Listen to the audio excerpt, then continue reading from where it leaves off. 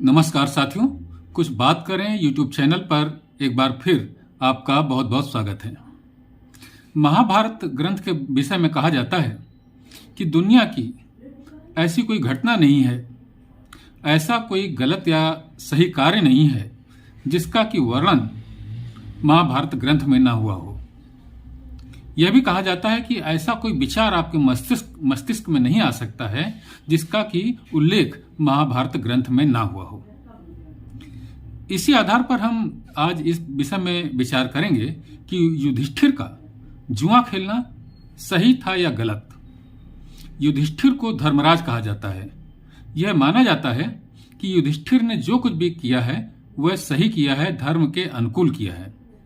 फिर हम ये समझने की कोशिश करते हैं कि युधिष्ठिर ने जो जुआ खेला वह कैसे धर्मानुकूल है। प्रतिष्ठित लोगों के लिए तो जुआ खेलना सदैव से निंदनीय रहा है।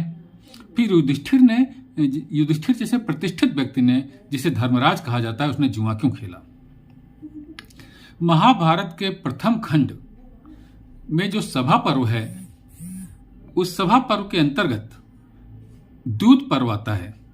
दूत पर्व के पृष्ठ 874 से प्रारंभ होकर के आगे के कुछ एक पृष्ठों में जुआ खेलने के औचित्य और अनौचित्य पर विचार विमर्श किया गया है। विदुर धृतराष्ट्र की ओर से युधिष्ठिर के पास जुआ खेलने का प्रस्ताव लेकर के गए थे। युधिष्ठिर ने उनसे कहा कि विदुर जी, जुए में तो सदैव झगड़ा फसाद होता है, कौन समझदार मनुष्य जुआ खेलना चाहेगा। तो विदुर ने कहा, मैं जानता हूं कि जुआ अनर्थ की जड़ है, इसलिए मैंने इस जुए के खेल को रोकने का भरसक प्रयत्न किया था। तथापि राजा धृतराष्ट्र की आज्ञा मानकर मुझे तुम्हारे पास जुआ खेलने का प्रस्ताव लेकर आना पड़ा है। अब तुम्हें जो भी उचित लगे वो कार्य करो। इस पृष्ठ को मैं आपको दिखाना चाहूंगा, इसके बाद आगे की चर्चा करूंगा। मित्रों, यह है महाभारत ग्रंथ का प्रथम खंड। इसी के अंतर्गत द्यूत पर्व में वो घटना का उल्लेख है जो मैं आपको बता रहा हूं। आपको मैं दिखाता हूं, वो पृष्ठ भी खोल करके मैं दिखाता हूं आपको। उसे देखिए, बहुत ही महत्वपूर्ण ग्रंथ है। ये देखिए, विदुर और युधिष्ठिर की बातचीत तथा युधिष्ठिर का हस्तिनापुर में जाकर सबसे मिलना। अब यहाँ पर देखिए, ये जो पृष्ठ है, ये पृष्ठ संख्या है 875, दूत पर्व का 875 संख्या। इसमें देखिए, युधिष्ठिर ने विदुर से क्या कहा।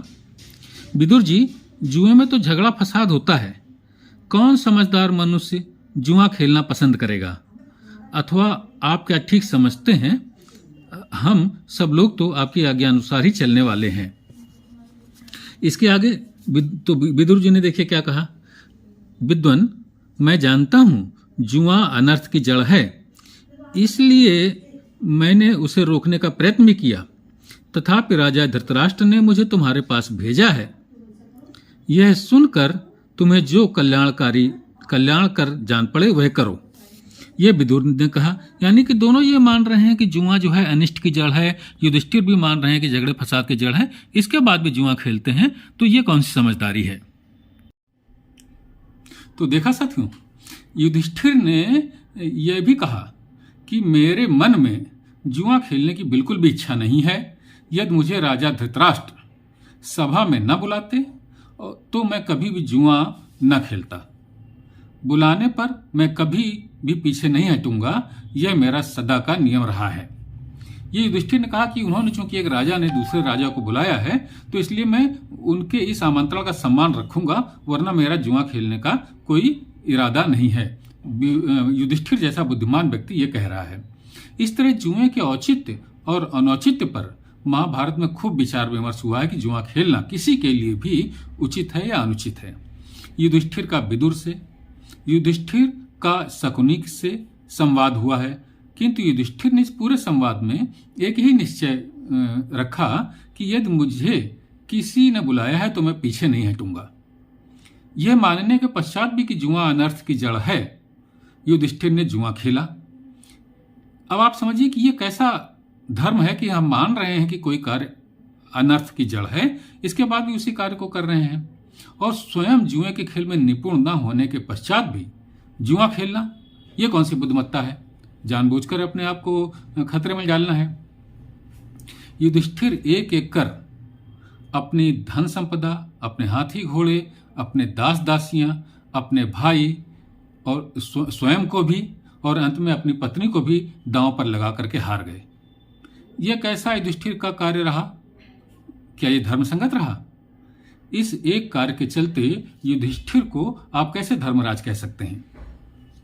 युधिष्ठिर का यह निश्चय कि एक राजा दूसरे राजा को आमंत्रित कर रहा है तो मैं जुए जैसा निंदनीय खेल भी खेलना गलत नहीं समझता। यह एक निर्णय युधिष्ठिर की संपूर्ण सोच समझ पर प्रश्न उठाता है। विशेष रूप से कोई राजा जब उनके कमजोर पक्ष को जानकर उस पक्ष पर ही खेलना चाहता है, तब उस राजा के षड्यंत्र में फंसना कैसे उचित और समझदारी मानी जा सकती है? इस तरह हम कह सकते हैं कि महाभारत यह महत्वपूर्ण शिक्षा हमें देता है कि कितना भी समझदार व्यक्ति हो, जुए जैसे घृणित और निंदनीय खेल से उसे अपने आप को कोसों दूर रखना चाहिए। ऐसी बहुत सी शिक्षाएं पर्याप्त दृष्टांत दे करके महाभारत में वर्णित हैं। महाभारत बहुत महत्वपूर्ण ग्रंथ है और मेरे विचार से दुनिया का ये ऐसा ग्रंथ है कि जो अन्यत्र कहीं उपलब्ध नहीं है। हमें इस पर उसको निश्चित रूप से पढ़ना चाहिए। दोस्तों, कल किसी और मुद्दे पर आपसे बात करूंगा। आपसे अनुरोध है कि मेरा ये चैनल लाइक कीजिए, अपनी टिप्पणियों से हमें अवगत कराते रहिए और इसे सब्सक्राइब जरूर कीजिए। कल किसी और मुद्दे पर आपसे बात करूंगा। महाभारत के संबंध में ही मैं बात करूंगा। द्रौपदी ने जो प्रश्न उठाए थे उन पर भी बात करने का मेरा इरादा है। संभवतः कल मैं इसी पर वीडियो बनाऊंगा। तब तक के लिए जय हिंद, वंदे मातरम।